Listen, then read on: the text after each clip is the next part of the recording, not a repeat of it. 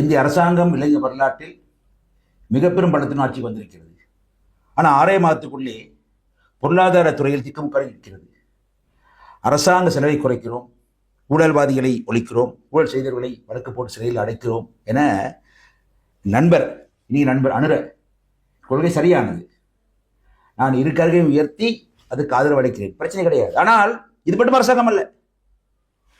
பொய்களை நாள்தோறும் சொல்லி அரசாங்கத்தை நடத்தவும் முடியாது. அதுபோல் வெளிப்பட்டுக் கொண்டே இருக்கிறது. முதல் முக்கியத்துவம் பொருளாதாரத்துக்கு வழங்கப்பட்டு ஆக வேண்டும். அதை நான் அவரோடு நேரடியாக சொல்லியிருக்கிறேன், அவ்வளவுதான். ஆனால் அந்த அரசுக்கு இன்று தூர நோக்கு கிடையாது. 2024 வருடத்திலே 5% இருந்த பொருளாதார வளர்ச்சி இந்த வருடத்திலே 25 வருடத்திலே 4% குறையப் போகிறது என்று உலக வங்கி 6 கூறியிருக்கிறது. இது ஆபத்தான விஷயம். அதே வேளையிலே ஜனாதிபதி டிரம்பின் வரி உயர்த்தல் அந்த கொள்கை நிலைமை மேலும் மோசமாக இருக்கிறது. அது உண்மை, எல்லாருக்கும் தெரியும். இது இதை எப்படி சமாளிப்பதன் தொடர்பாக அரசாங்கத்துக்கு பொருளாதார திட்டம் கிடையாது. இந்தியாவுடன் பாரதத்துடன் சேர்ந்து செயல்படுங்க சொன்னாலும் கூட அதை ஏற்றுக்கொள்ள தயங்குகிறார்கள். பிரதமரை வரவேற்கிறார்கள், மாலை போடுகிறார்கள், வட்டம் வழங்குகிறார்கள். ஆனால் அவ்வளவுதான். பிறகு அது தொடர மறுக்கிறார்கள். காரணம் அவருக்கு உள்ளே இருக்கக்கூடிய இந்திய எதிர்ப்புவாதம், அவ்வளவுதான். ஆனால் இந்நிலையில் நாங்கள் எதிரணியிலே சஜி பிரேமதாச, ரணில் விக்ரமசிங்க, இன்னும் பலர் இருக்கிறார்கள். தனிநபர்களை தங்கியிருக்காமல் ஊழல் இல்லாத ஆனால் அனுபவம் ஆற்றல் உள்ள எல்லோரையும் இணைத்துக் கொண்டு ஒரு மகா கூட்டணி ஏற்படுத்தும் வேலைகளை ஆரம்பித்து விட்டோம். மக்கள் நாளிடம் வந்திருக்கக்கூடிய இந்த அரசாங்கத்தை, நண்பர் அனுர்வின் அரசாங்கத்தை வீழ்த்தி நோக்கம் கிடையாது. அதில் பதற்றப்பட தேவையில்லை. ஆனால் நாடு எங்களுக்கு வழங்கக்கூடிய சந்தர்ப்பத்தை நிச்சயமாக பொறுப்பேற்க தயாராக இருக்கிறோம். காலம் பதில் சொல்லும், மிக விரைவில் தெரிய வரும் உங்களுக்கு. அதே வேளையில் பாருங்கள், தமிழ் கூட்டணி எதிர்வரும் தேர்தலில், இந்த தேர்தலில் கொழும்பு, உருளி ஆகிய 2 இடங்களிலும் 2 மாவட்டங்களிலும் தொலைபேசி நிலையத்தில் போட்டியிடுகிறோம்.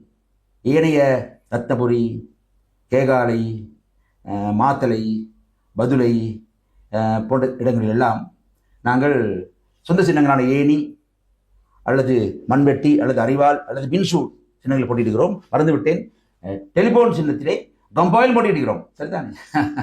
ஆகவே எங்களுக்கு வாக்களித்து கருங்களை பலப்படுத்துங்கள்.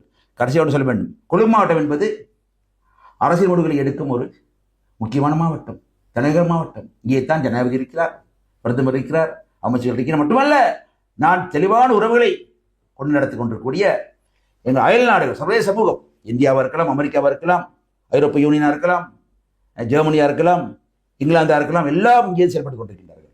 ஆகவே இது முக்கியமான மாவட்டம். இங்கே நாங்கள் பலமாக இருக்க வேண்டும், தமிழகம் இதை உணர்ந்து கொள்ள வேண்டும். ஆகவே இந்த மாவட்டத்திலே நாங்கள் கொழும்பு மாநகர சபை, தேயிலை மாநகர சபை மற்றும் கொழும்பு மாவட்டத்துக்குள்ளே இருக்கக்கூடிய அவிசாவளி நகர சபை, பிரதேச சபையில் எல்லாம் டெலிபோன் சந்தையில் போட்டியிடுகிறோம். இந்த தேர்தலிலே விருப்பா கிடையாது, வாக்குச்சீட்டிலே பெயர்கள் இருக்காது, சின்னம் மட்டும்தான் இருக்கும். வாக்களியுங்கள், அவ்வளவுதான். எல்லா இடத்திலும் டெலிபோன் சந்தைக்கு வாக்களித்து எனது கரங்களை பலப்படுத்துங்கள், அவ்வளவுதான். இங்கே பாருங்கள், கொழும்பு மாநகர சபை தேர்தலிலே எங்களது கட்சியிலிருந்து விலகிய சில முன்னாள் நண்பர்கள் மாற்றுநிலையில் போட்டியிடுகிறார்கள். அவர்களுக்கு வாழ்த்துக்கள். ஆனால் அவர் ஏன் என் கட்சியிலிருந்து விலகினார்கள் அல்லது விலக்கப்பட்டார்கள் என்பதை பொறுத்தவரையிலே அவர்கள் மனசாட்சிகளுக்கு நன்றாக தெரியும்.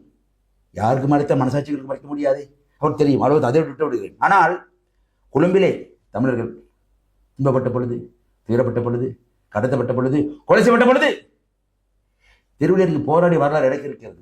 நானும் என்னுடன் இருந்து நண்பர் ரவிராஜும் தான் போராடினோம். இன்று வேஷ்டி கட்டிக்கொண்டு வாக்கியம் இவர்கள் போராடவில்லை, ஓடி ஒளிந்திருந்தார்கள். அது உண்மை, அது தெரியும், அவர்களே தெரியும் அது.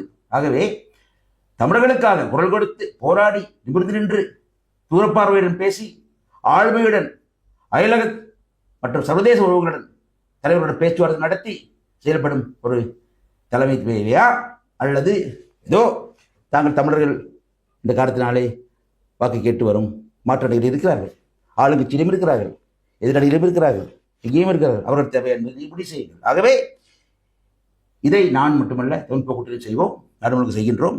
எங்களுக்கு வாக்களிங்கள், கரங்களை பலப்படுத்துங்கள். உங்கள் அன்பன் மனோ கணேசன்.